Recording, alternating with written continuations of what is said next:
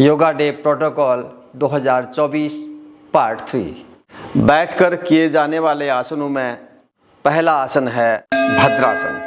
भद्रासन के अभ्यास के लिए हम इस तरीके से दंडासन में बैठें, पैरों को सीधा कर लेंगे, हथेलियां शरीर से लगी हुई, मेरुदंड सीधा रहेगा। यह दंडासन की स्थिति है।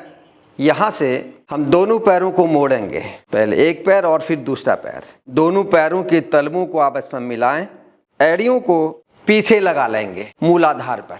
दोनों पंजों को दोनों हाथों से इस तरीके से कवर कर लेंगे और दोनों घुटनों को दबाएं नीचे की ओर, घुटने जमीन को छू जाएं, रीढ़ और गर्दन सीधा रहेगा।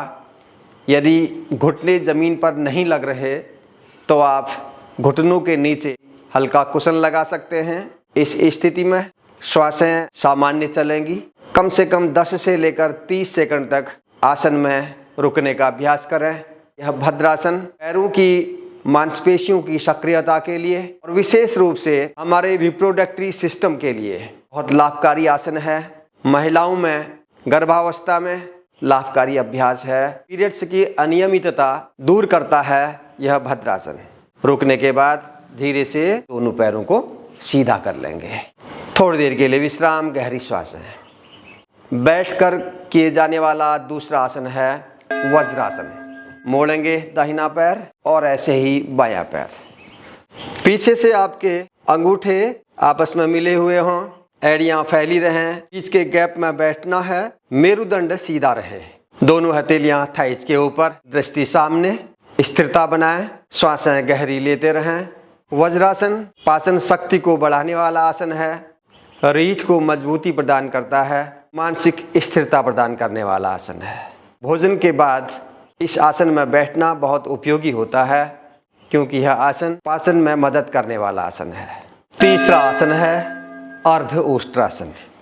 आसन के लिए वज्रासन में बैठेंगे और घुटनों के बल खड़े हो जाएं। दोनों हाथों को कमर में इस तरीके से रखें, उंगलियां नीचे की ओर हों। श्वास अंदर भरते हुए कमर से धीरे धीरे पीछे झुकें, सिर को भी झुकाएं पीछे अपनी क्षमता के अनुसार। पीछे झुकने के बाद श्वासों की गति सामान्य कर देंगे और इस स्थिति में रुके रहें। मेरुदंड के लिए, कमर के लिए, साइटिका, स्लिप डिस्क या सर्वाइकल पेन के लिए बहुत उपयोगी आसन है अर्ध उष्ट्रासन। इसमें रुकने का अभ्यास करें 10 से 30 सेकंड तक अपनी क्षमता के अनुसार और फिर आराम से वापस वज्रासन में रिलैक्स।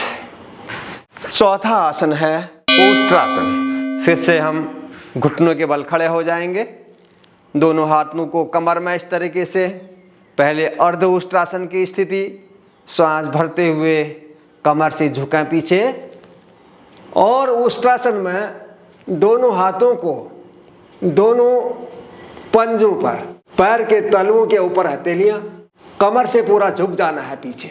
श्वासों की गति सामान्य। आसन में रुकने का अभ्यास।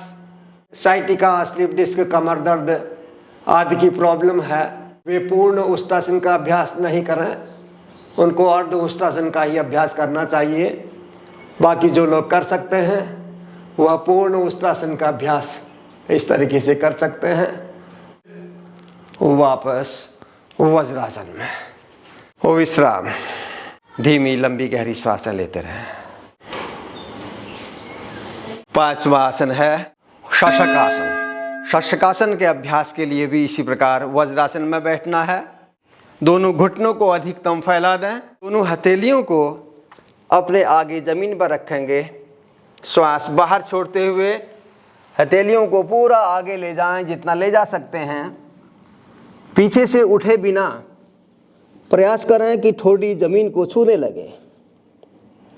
खरगोश की भांति शरीर की आकृति बन जाती है। श्वासें धीमी लंबी चलते रहें। शरीर को शिथिल छोड़ देना है पाचन संस्थान के लिए, कमर को लचीला बनाने के लिए और मानसिक तनाव को भी कम करने के लिए बहुत उपयोगी आसन है। और फिर आराम से श्वास भरते हुए वापस वज्रासन में धीमी लंबी गहरी श्वासें। छठा आसन है उत्तान मंडूक आसन। इस आसन के लिए भी वज्रासन में बैठे हैं। वज्रासन में बैठने के बाद दोनों घुटनों में अधिकतम फासला कर लेंगे। मेरुदंड सीधा, सामने दृष्टि। इसके बाद श्वास अंदर भरते हुए दाहिने हाथ को ऊपर उठाएं और दाहिने हाथ की हथेली बाएं कंधे के नीचे पीठ में लगा लें और फिर बाएं हाथ को उठाते हुए बाएं हाथ की हथेली को दाएं कंधे के नीचे लगा लें। पीछे से इस तरीके से हो जाएगा। सिर बिल्कुल सीधा, श्वासें सामान्य लेते रहें।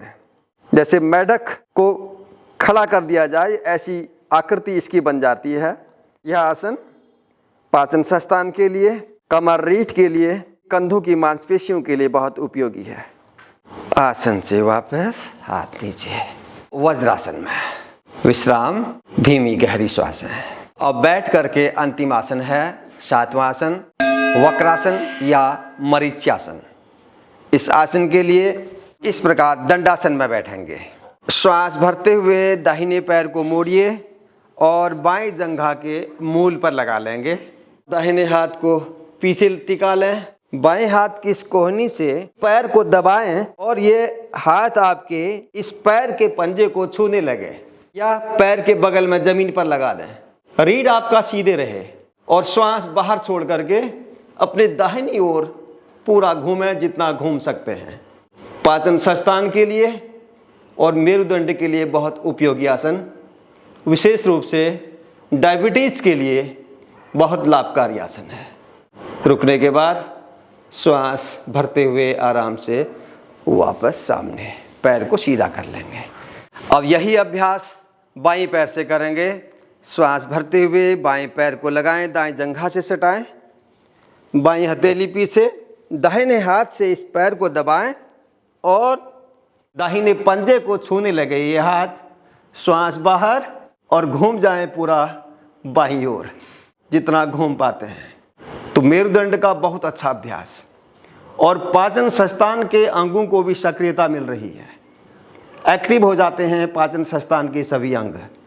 अपनी क्षमता के अनुसार 10 से 30 सेकंड तक रुके आसन में और फिर आराम से श्वास भरते हुए वापस और रिलैक्स विश्राम करेंगे। शरीर को आरामदायक स्थिति में ले आएं। श्वासें धीमी लंबी चलती रहें। आज हमने योगा डे प्रोटोकॉल के अभ्यास क्रम में बैठ करके किए जाने वाले आसनों का अभ्यास किया। आज के वीडियो में इतना ही। देखते रहिए निरोगी दुनिया चैनल को। अगले वीडियो में आप देख पाएंगे प्रोटोकॉल के अनुसार पेट के बल लेट करके किए जाने वाले 3 आसन और पीठ के बल लेट कर किए जाने वाले 5 आसनों का अभ्यास। आज का वीडियो यहीं समाप्त करते हैं। आप लोग करते रहिए अपने घर में योगाभ्यास। स्वस्थ रहिए, प्रसन्न रहिए। आप सबका मंगल हो। जय हिंद।